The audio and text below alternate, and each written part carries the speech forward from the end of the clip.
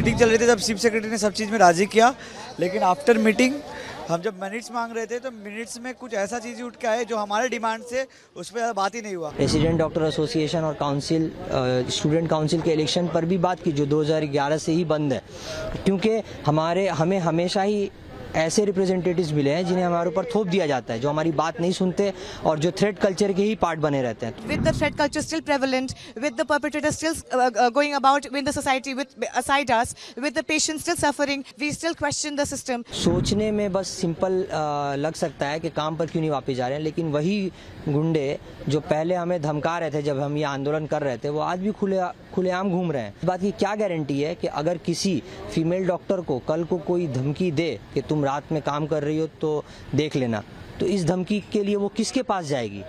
ये तो अभी भी इसका आंसर नहीं है। For 41 days counting, we have been on the streets demanding for basic human rights, demanding for justice.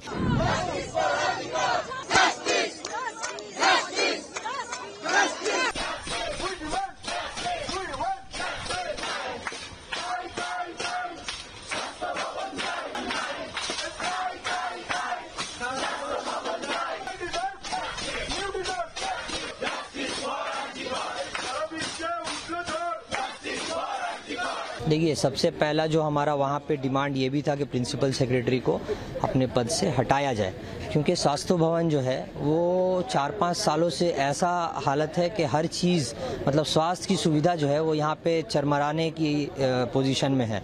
तो हमारा पहला ये डिमांड था, जिसे ये कहा गया कि वो उस पर बात नहीं होगी, वो नहीं माना जाएगा।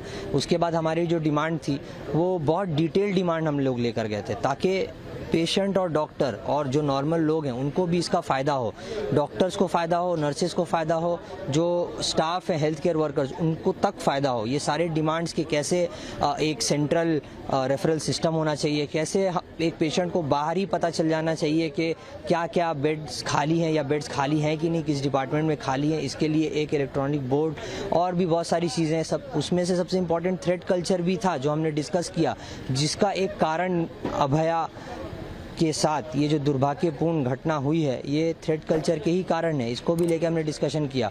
उसके साथ ही साथ हमने रेसिडेंट डॉक्टर एसोसिएशन और काउंसिल स्टूडेंट काउंसिल के इलेक्शन पर भी बात की, जो 2011 से ही बंद है, क्योंकि हमें हमेशा ही ऐसे रिप्रेजेंटेटिव्स मिले हैं जिन्हें हमारे ऊपर थोप दिया जाता है, जो हमारी बात नहीं सुनते और जो थ्रेट कल्चर के ही पार्ट बने रहते हैं। तो हमने ये सारे बातें रखी और कहा गया कि हाँ ये मान लिया जाएगा, ये भी मान लिया जाएगा, लेकिन जब वही लिखित तौर पे देने की बात आई डिटेल में कि ये चीज़ों पे बात हुई है, इन चीज़ों को माना गया है, तो वो हमें नहीं मिल पाया।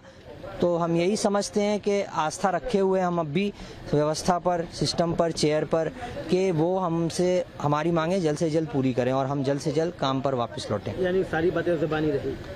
हाँ, अभी ज़बानी ही रही। हम लिखित तौर पे कुछ भी बता नहीं पाएंगे कि ये क्लैरिटी है, क्योंकि ऐसा कोई डॉक्यूमेंट हमारे पास नहीं, हमें नहीं मिला।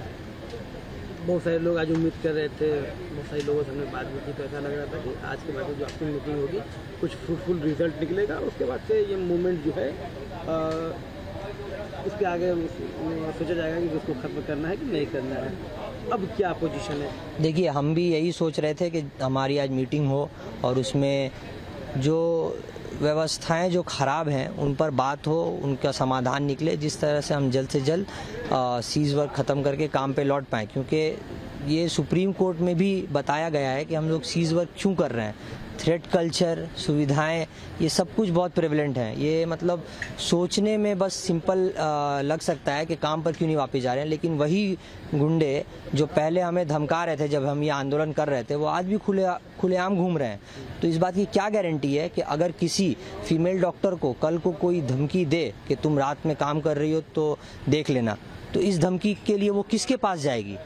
ये तो अभी भी इसका आंसर नहीं है। ये हमें मौखिक तौर पे कहा गया है कि ये होगा, लेकिन हम जब तक हमें एक डायरेक्टिव ना मिले तो हम किस बात को लेकर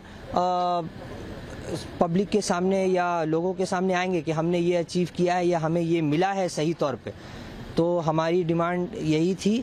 और जब तक हमें डायरेक्टिव प्रॉपरली नहीं मिलता कि ये चीज़ें हुई, एक ब्लूप्रिंट नहीं आ रहा है, तब तक हम अपना ये आंदोलन कंटिन्यू करेंगे। और ये जो यहाँ पर हमने सिट इन प्रोटेस्ट किया हुआ है स्वास्थ्य भवन पे, वो भी कंटिन्यू करेंगे। हमारा जो मूवमेंट है, ये मूवमेंट तब तक चलेगा जब तक अभया को जस्टिस नहीं मिलता। Today when we went in, we were very, very hopeful because we also have a common goal, or so that we thought, of ending this dreadlock system. For 41 days counting, we have been on the streets demanding for basic human rights, demanding for justice, demanding for threat culture to end in our own healthcare facilities.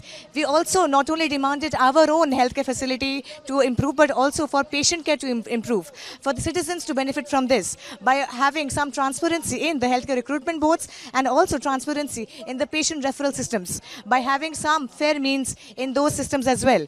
We were told that whatever points that we are making, they are very, very valid, and we were given assurances verbally. But when we asked for a minutes of meeting, we were told that we need to email them whatever our needs are, and based on that, they will later on verify those the pointers, and then maybe circle back to us with certain central directives. We are very hopeless. We right now feel very hopeless. We want to resume work, but with the threat culture still prevalent, with the perpetrators still going about in the society aside us, with the patients still suffering because of a non-transparent referral system, we still question the system. We still are very, very not satisfied with what happened today. आज हम लोग आए थे यहाँ पे सदस्य से meeting करने के लिए, लेकिन कोई जब मीटिंग चल रही थी तब चीफ सेक्रेटरी ने सब चीज़ में राज़ी किया, लेकिन आफ्टर मीटिंग हम जब मिनट्स मांग रहे थे तो मिनट्स में कुछ ऐसा चीज़ उठ के आए जो हमारे डिमांड से उस पर बात ही नहीं हुआ। हम अपने मिनट्स में लिखे थे, हम अपने डिमांड्स में लिखे थे कि हम अपने साथ हमारे नर्स, हमारे हेल्थ केयर जो लोग भी है, और साथ में जो पेशेंट्स है, सबके लिए हम लोग ने लिखा था कि ताकि एक प्रॉपर रेफरल सेंटर खुले, एक प्रॉपर बेड लिस्ट निकले, ताकि पेशेंट को इधर से उधर घूमना ना पड़े। लेकिन इसके बाद भी उन्होंने इस सब फोकस नहीं किया। जो चीज़ हमें सबसे ज़्यादा डर था, जो हमारे डिमांड 5 में थ्रेट कल्चर, उसके बारे में आज उन्होंने कुछ लिखने से मना किया है। उन्होंने बोला हमें डायरेक्टिव दीजिए, हमें मेल कीजिए, हम डायरेक्टिव देंगे। अगर मेल करके नहीं था तो हम लोग मेल करके आते, मीटिंग करने का कोई ये नहीं था। लेकिन ठीक है, मीटिंग की है हम लोग ने, कोई विदाउट ट्रांसपेरेंसी का हम लोग बोले कि ठीक है, हम लोग ट्रस्ट करके मीटिंग भी किया आज, लेकिन जो हम लोग को चाहिए था वो हम लोग को रिटर्न में नहीं मिला। ये रिटर्न में ना मिलने जो मिनट्स हम लोग को चाहिए था, जिस हिसाब से हम लोग जो डिमांड रखे थे, वो डिमांड शायद उस हिसाब से उन्होंने लिख के दे नहीं पाया, क्योंकि उनको हायर अथॉरिटी में जवाब देना पड़ता है।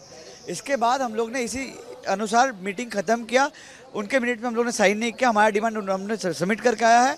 इसके हिसाब उन्होंने बोला है कि वो डायरेक्टिव निकालेंगे।